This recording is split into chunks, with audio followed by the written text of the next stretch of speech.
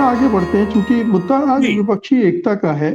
जी पूर्णिमा जी, श्रवण जी का कहना है कि ये एकता के जो इस तरह के प्रयास हो रहे हैं वो भी बीजेपी को कमजोर करेंगे। उनका शायद आकलन ये है कि ये पार्टियां अगर अपने इलाके में मजबूत रहती हैं और बेहतर प्रदर्शन करती हैं तो भी वे विपक्षी एकता कारगर होगी। लेकिन एक दूसरा जो अक्सर हम लोग मानकर चलते हैं कि अगर विपक्ष के वोट बटे तो बीजेपी को फायदा होगा, और अगर विपक्षी दल मतलब अगर रीजनल पार्टी और कांग्रेस पार्टी में जो राष्ट्रीय दल है किसी तरह की छोटी मोटी अंडरस्टैंडिंग की भी गुंजाइश नहीं रहती है तो भी में क्या बीजेपी को नुकसान होगा? फायदा किसको होगा उस सूरत में? नहीं मुकेश जी, अगर ऑपोजिशन पार्टीज के वोट बटेंगे तो बीजेपी को तो फायदा होगा ही। अब ये जो रीजनल पार्टीज हैं अपने स्टेट्स में बहुत स्ट्रांग हैं, लेकिन जब लोकसभा के चुनाव होते हैं और वहां हम देखते हैं कि वो इक्वेशन बदल जाता है। अगर मान लीजिए मोदी का चेहरा नेशनल लेवल पे फिर से प्रोजेक्ट होता है, जो ऑब्वियसली होगा 24 में, तो फिर वो मोदी वर्सेस हु वाली एक सिचुएशन हो जाती है और लोग फिर उसको ध्यान में रख के वोट देते हैं।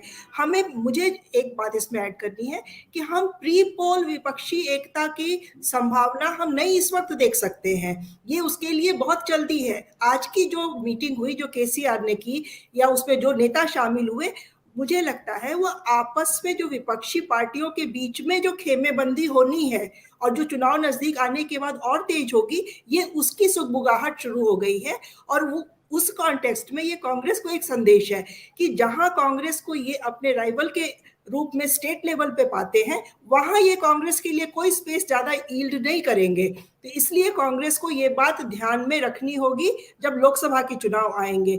हम अखिलेश यादव से अब उम्मीद नहीं कर सकते हैं कि बीजेपी की यूपी की 80 सीटों में से वो कांग्रेस को 25 दे देंगे, 30 दे देंगे। अगर कोई गठबंधन हो भी जाता है तो हमें ये विपक्षी पार्टियों में आपस की खेमेबंदी मुझे ज्यादा लग रही है, बशर्ते कि ऑपोजिशन पार्टीज की ओवरऑल यूनिटी की। दूसरा, मैं मुकेश जी, एक बात मेरे ध्यान में आती है कि जब भी कांग्रेस का जब जमाना खत्म हुआ और जब भी नॉन कांग्रेस नॉन बीजेपी की सरकार बनी है, तो हमने कोई लार्जर लेवल पे ऑपोजिशन पार्टीज को प्री पोल अलायंस में नहीं देखा है। जो महागठबंधन शब्द जो आया है, जो बिहार से ज्यादा चलन में आ गया कि सारी पार्टियां एक साथ मिलकर चुनाव लड़ती हैं, वैसा एक्सपेरिमेंट हमने नेशनल लेवल पे अभी तक नहीं देखा है। यूपीए 1 भी जो बना और जो सरकार बनी वो पोस्ट पोल एक अरेंजमेंट था। सारी पार्टियां जो विचारधारा के लेवल पे एक साथ थी, उन्होंने अपने आपस में सहमति से सरकार बनाई। इस बार भी मुझे लगता है कि हम इसको महागठबंधन की तरह ना देखें, और जिस जिस एक्टिविटी को वो चाह ही नहीं रहे हैं करना, अगर हम उसको बार बार मीडिया में यही सोच के डिस्कस करेंगे कि महागठबंधन तो संभव ही नहीं है, तो जो परसेप्शन बनता है वो बीजेपी को फायदा पहुंचा जाएगा। वो शायद महागठबंधन के लिए ये पार्टियां आपस जी में अभी कोशिश कर भी नहीं रही हैं। ये सिर्फ आपस की खेमेबंदी है, और विचारधारा के लेवल पे जब पार्टीज अपने अपने टर्फ से जीत के आएंगी तो शायद फिर उनमें पोस्ट पोल आपस में कोई एक सहमति बनेगी और फिर नेता चुना जाएगा। इसलिए ये दो चीजें मुझे लगता है कि जरूरी हैं।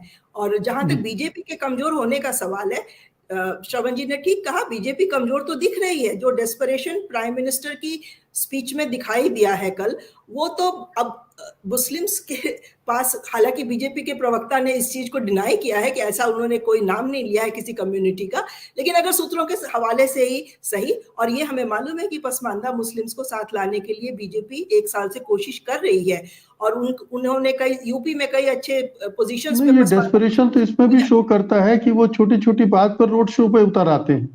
बिल्कुल बिल्कुल। और नहीं, उन्होंने एक स्नेह यात्रा निकाली थी पसमानदा मुस्लिम्स के साथ, दिल से दिल जोड़ने के लिए उन्होंने स्नेह यात्रा निकाली थी। हालांकि उस स्नेह यात्रा का हमें बहुत ज्यादा रिजल्ट अभी तक तो नहीं दिखा है।